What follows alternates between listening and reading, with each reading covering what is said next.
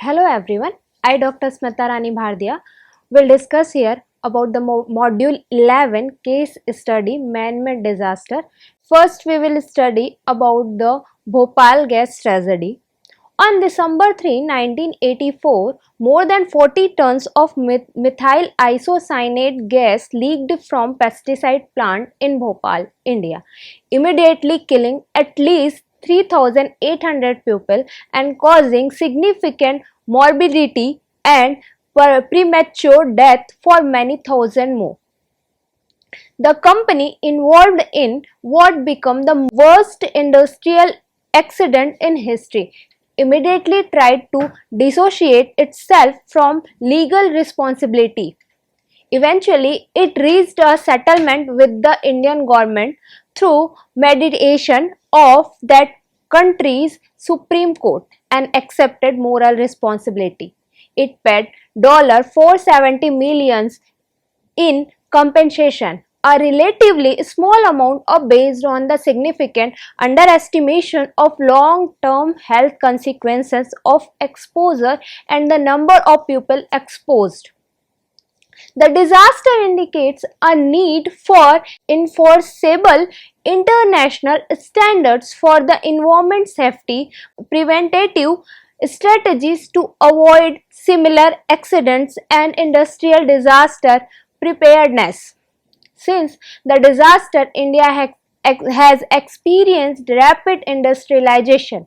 While some positive changes in government policy and behavior of a few industries have taken place, major threats to the environment from rapid and poorly regulated industrial growth remain. Widespread environmental degradation with significant adverse human health consequences continue to occur throughout India. What is history behind it? In the 1970s, the Indian government initiated policies to encourage foreign companies to invest in local industries. Union Carbide Corporation, known as UCC, was asked to build a plant for the manufacture of Savin, a pesticide commonly used throughout the Asia. As a part of deal, India's government initiated that a significant percentage of investments come from local shareholders. The government itself had a 22% stake in the company's subsidiary, Union Carbide India Limited (UCIL). The company built the plant in Bhopal because of its central location and access to transport infrastructure. The specific site within the city was zoned for high industrial and commercial use, not for hazardous industry. The plant was initially approved for formulation of pesticide from components chemicals such as methyl isocyanate, improved from the parent company in relatively small quantities. However, pressure from competitions in the chemical industry led UCIL to implement background investigations.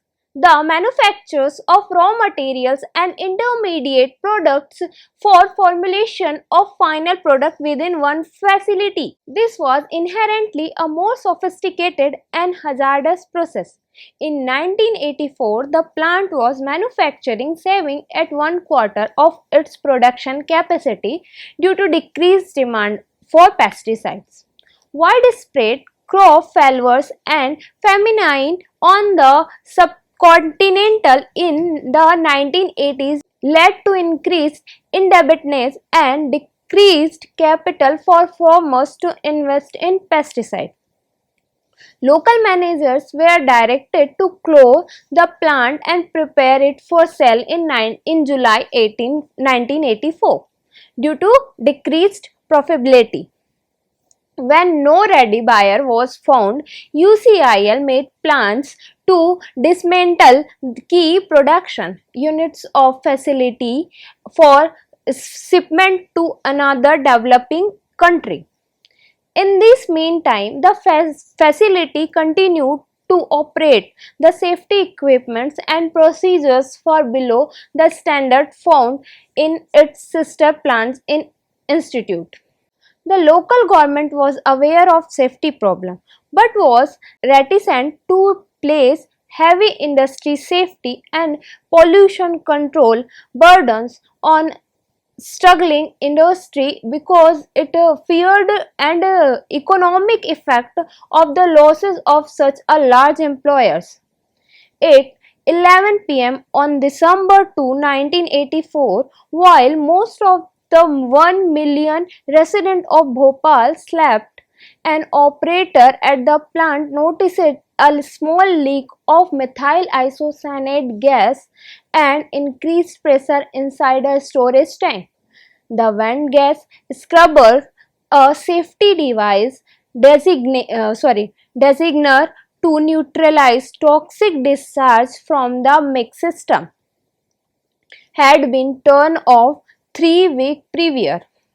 Apparently, a faulty valve had allowed 1 ton of water for cleaning internal pipes to mix with 40 ton of milk. A 30-ton refrigeration unit that normally served as a safety component to cool the milk storage tank had been drained of its coolant for use in another part of plant. Pressure and heat from the vigorous exothermic reaction in the tank continued to build. The gas flare safety system was out of action and had been for 3 months. At around 11 am, December 3, loud rumbling reverberated around the plants as a safety valve gave way, sending a plume of milk gas into early morning air. Within an hour, the streets of Bhopal were littered with human corpses and the carcasses of buffaloes, cows, dogs, and birds. An estimated 3,800 people died immediately, most in the poor slum colony adjacent to the plant UCC.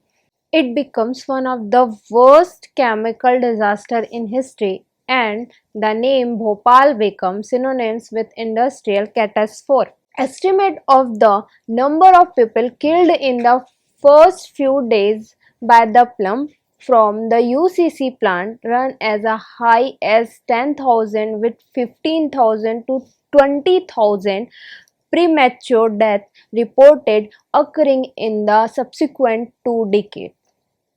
The Indian government reported that more than 500,000 people were exposed to the gas.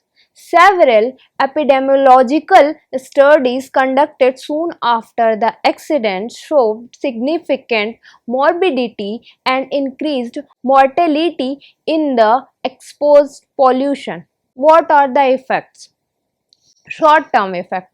The short-term effect of the exposures were coughing, several eye irritation, a feeling of suffocations, burning in the respiratory tract, stomach pain and vomiting. People awaked by these symptoms fled away from the plant. Those who run inhaled more than those who had a vehicle or ride.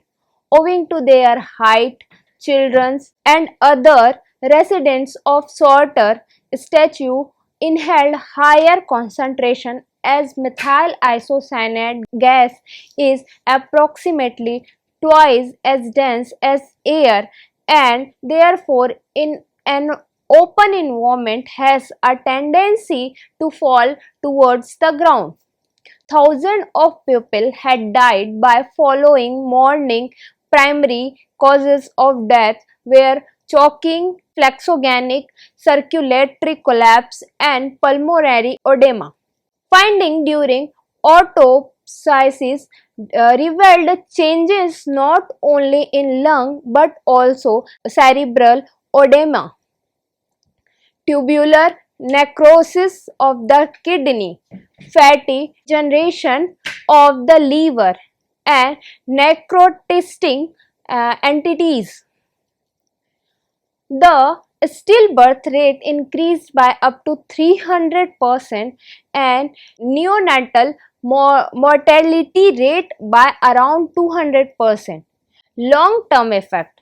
Studied and reported long-term health effects are eyes, chronic conjunctivitis, scares on cornea, early blindness, respiratory tract, obstructive and or restrictive disease, pulmonary fibrosis, etc. There are a lot of long-term effects was also in studied. Neurological system impairment of memories, finer motor skill, psychological problem, post-traumatic stress disorders, PTSD, children's health, peri and neonatal death rates increases, failure to grow, intellectual impairment, etc.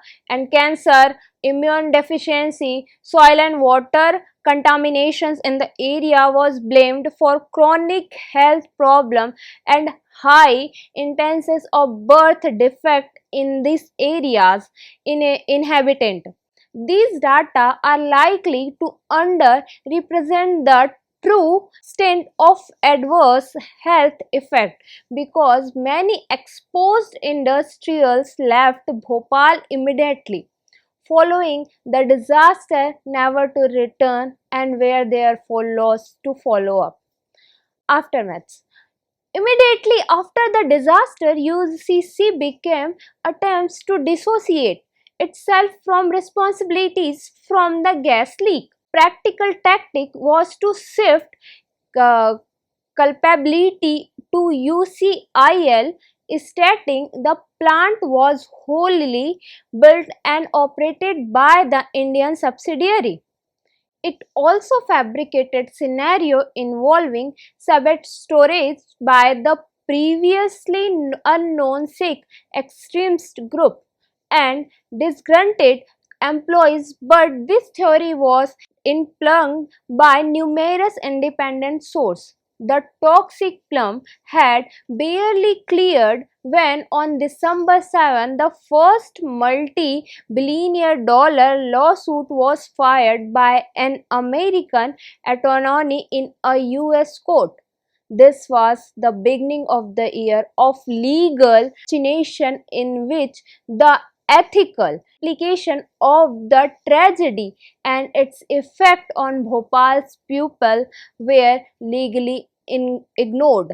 In March 1985, the Indian government enacted the Bhopal Gas Leak Disaster Act as a way of ensuring that claims arising from the accident would be dealt with speedily and equitably.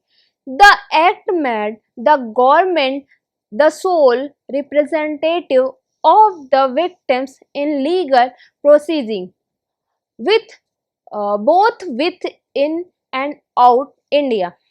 Eventually, all cases were taken out of the US legal system under the ruling of the preceding American judge and placed entirely under Indian judicial, much to the detriment of the injured patient.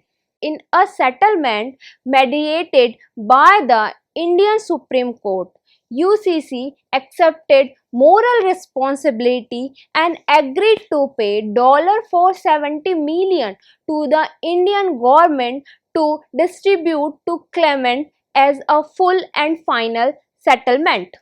The figure was partially based on the disputed claims disputed claim that only 3,000 people died and 102,000 suffered permanent disabilities.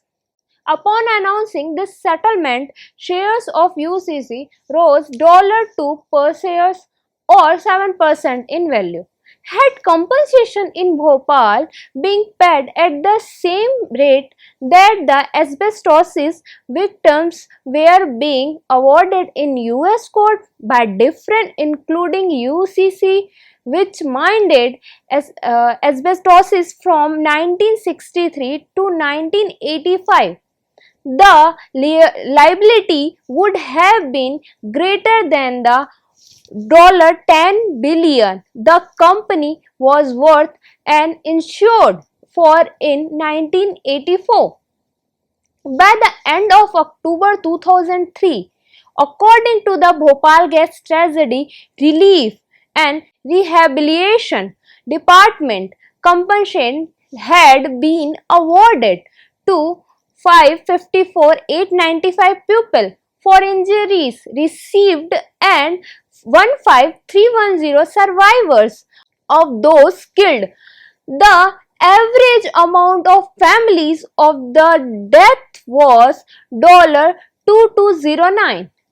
At every turn, UCC has attempted to manipulate, obfuscate, and withhold scientific data to the Department of Victims. Even to the data, the company has not started exactly what was in the toxic cloud that involved in the city on that December night. When milk is exposed to 200-degree heat, it turns degraded milk that contains the more deadly hydrogen cyanide. There was clear evidence that the storage tank temperature did reach this level in the disaster.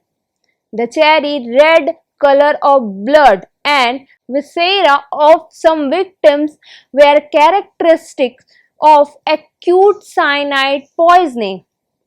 Moreover, many respond well to administration of sodium thiosulfate, ineffective therapy for cyanide poisoning, but not milk exposure. UCC initially recommended use of sodium thiosulfate but withdraw the statement later, promising suggestions that it attempted to cover up evidence of HCN, hydrogen cyanide, in the gas leak. The presence of HCN was vigorously denied by UCC and was a point of conjecture among researchers.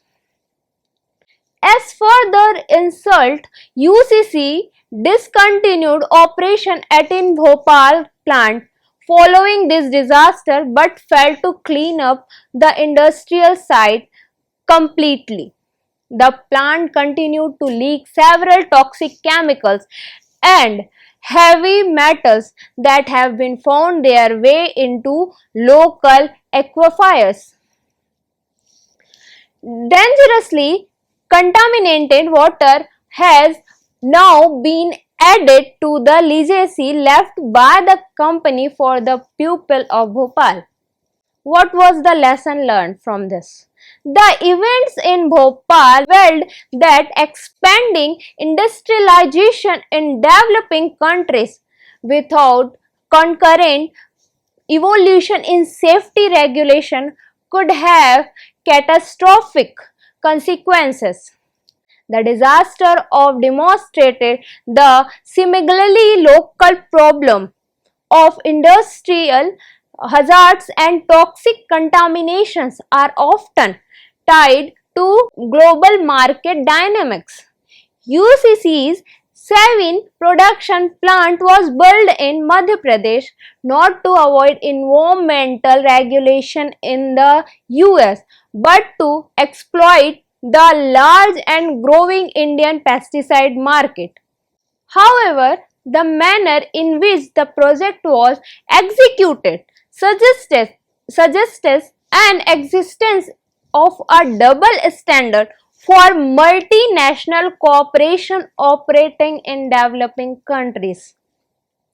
Enforceable uniform international operating regulations for hazardous industrial would have provided a mechanism for significantly improved in safety in Bhopal.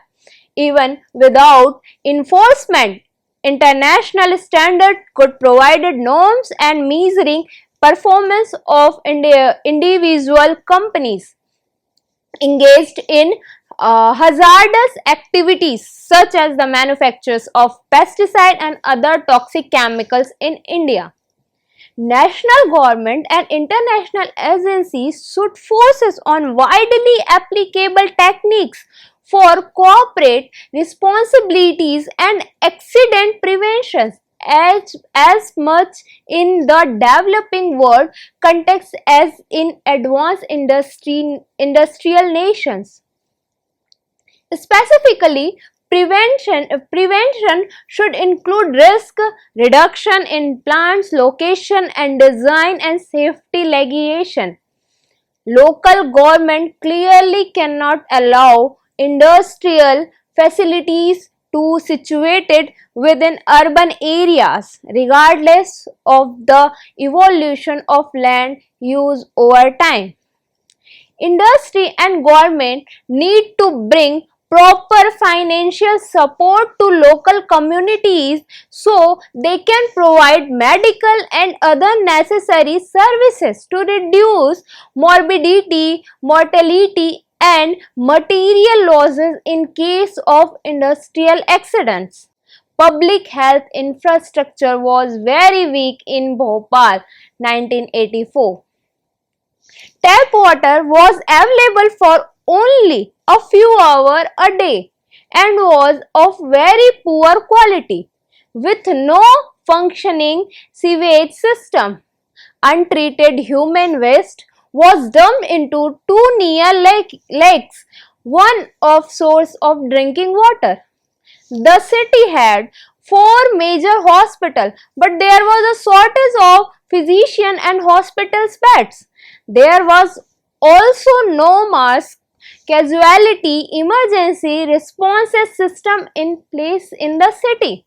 Existing pupil health infrastructure needs to be taken into account when hazardous industry chosen site for manufacturing plant.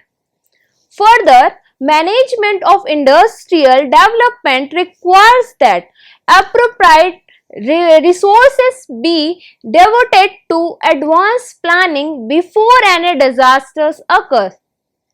Communities that do not possess infrastructure and technical expertise to respond adequately to such industrial accident should not be chosen as a sites for hazardous industries.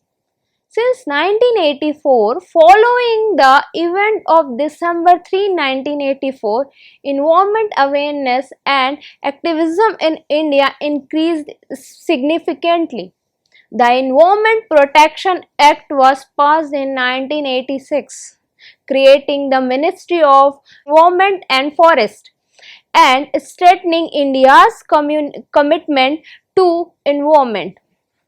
Under the new act, the MOEF was given overall responsibility for administrating and enforcing environment laws and policy, stabilized the importance of integrating environment strategies into an industrial development plan for the country. However, despite greater government commitment to protect public health, forest and wildlife policies geared to developing the country's economy have taken precedence in the last 20 years.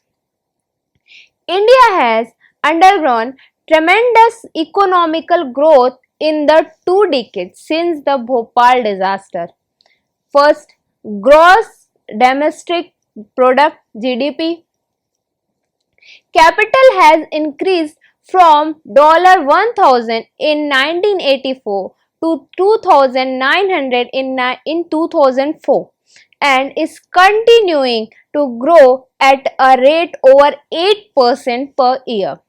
Rapid industrial development has contributed greatly to economic growth and but there has been significant cost in environmental degradation and increased public health risk.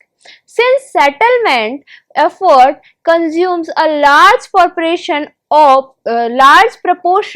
India's GDP, MOEF faces an you feel battle as it tries to fulfill its mandate of reducing industrial population. Heavy reliance on coal-fired power plants and poor enforcement of vehicle emissions law have resulted from economic concerns taking precedence over environment protection. With the industrial growth since 1984, there has been an increase in small scale industries that are clustered about major urban areas in India. These are generally less stringent rules for the treatment of waste produced by small scale industries due to less waste generation within each individual industry. This has allowed SSIS to dispose of untreated wastewater into drains system that flow directly into river. New Delhi's Yamuna River is illustrative. Dangerously high level of heavy metals such as lead, cobalt, cadmium, chromium, nickel and zinc have been detected in the river, which is a major supply of potable water to India's capital. This posing a potential health risk to the people living there and area downstream. Land population due to uncontrolled disposal of industrial soil hazardous waste is also a problem throughout the India. With rapid industrialization, the generation of industrial solid and hazardous waste has increased appreciably and environmental impact is significant. India relaxed its control on foreign investments in order to accede to WTO rule and thereby attracted an increasing flow of capital. In the process, a number of environmental regulations are being rolled back as growing foreign investment continue to roll in. The India experience comparable to that of a number of developing countries that are experiencing the environment impacts of structural adjustment, exploitation and export of natural resources has accelerated on the subcontinent. Prohibitions against locating industrial facilities in ecological sensitive zones has been eliminated while conservation zones are being stripped of their status so that pesticides, cement and bauxite mines can be built. Heavy reliance on coal-fired power plants and poor enforcement of vehicles emissions law are other consequences of economic concern taking procedures over environment protection. In March 21, residents of Kodakkonal in southern India caused the Anglo-Dutch company Unilever red-handed when they discovered a dump site with toxic mercury laced waste from a thermometer factory run by the company's India subsidiary Hindustan Lever. The Bhopal disasters could have changed the nature of the chemical industry and caused a re-examination of the necessity to produce such potentially harmful product in the first place. However, the lesson of acute and chronic effect of exposure to pesticide and their precursors in Bhopal have not changed agricultural cultural practices pattern. An estimated 3 million people per year suffers the consequences of pesticide poisoning, with most exposure occurring in the agricultural developing world. It is reported to be the cause of at least 22,000 deaths in India each year. In the state of Kerala, significant mortality and morbidity have been reported following exposures to endosulfan, a toxic pesticide whose use continued for 15 years after the event of Bhopal. Aggressive marking of asbestos continued in developing countries as a result of restrictions being placed on its use in developed nations due to the well-established link between asbestos products and respiratory disease. India has become a major consumer, using around 1 lakh ton of asbestos per year, 80% of which is important, with Canada being its largest overseas supplier. Mining production and uses of asbestos in India is very rarely regulated despite the health hazard reported have been shown. Morbidity and mortality from asbestos related disease will continue in India without enforcement of a ban or significantly tightened control. UCC has shrunk to 1/6 of size since the Bhopal disaster is an effort of restructure and divest itself. By doing so, the company avoided a hospital takeover, placed significant portions of UCC's assets out of legal reach of the victims, and gave its shareholders and top executive bountiful profit. The company will operate under the ownership of Dove Chemicals and Steel Estates, and its website that the Bhopal disaster was cause of deliberate sabotage. Some positive changes were been following the Bhopal disaster.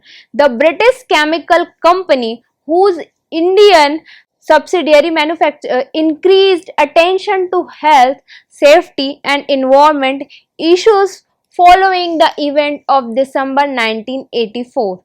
The subsidiary now spends 30 to 40% of their capital expenditures on environmental mental and protection. However, they still do not adhere to a standard as strict as their parents company in the UK. The US chemical giant DuPont learned its lesson of Bhopal in very different way. The company attempted for a decade export a nylon plant from Richmond, VA to Goa, India. In its early negotiation with the Indian government, DuPont had sought and won a remarkable clauses and its investment agreement that absolved it with all liberties and causes of an accident.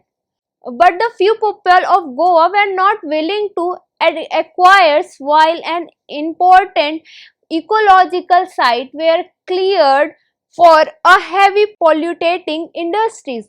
After nearly a decade of protesting by Goa's resident, DuPont was forced to scuttle plants there. Chennai was the next proposed site for the plastic plants. The state government there made significantly greater demand on DuPont for concessions on public health and environment protection. Eventually, these plans were also absorbed due to what the company called financial concern. Conclusion: the tragedy of Bhopal continues to be warning sign at once ignored the headed. Bhopal and its aftermaths were a warning that the path of industrialization for developing countries in general and India is particularly the fought with human, environment and economical perils.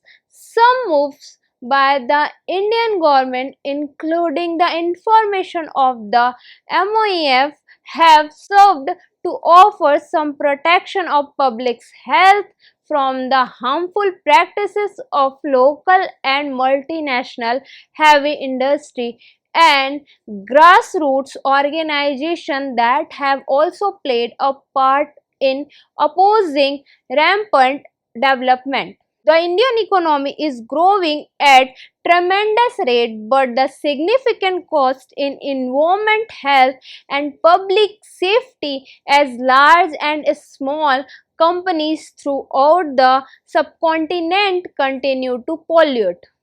For more remaining be done for pupil health in context to industrialization to show the lesson of countless thousands deal in Bhopal have truly been heeded. Thank you so much for your attention.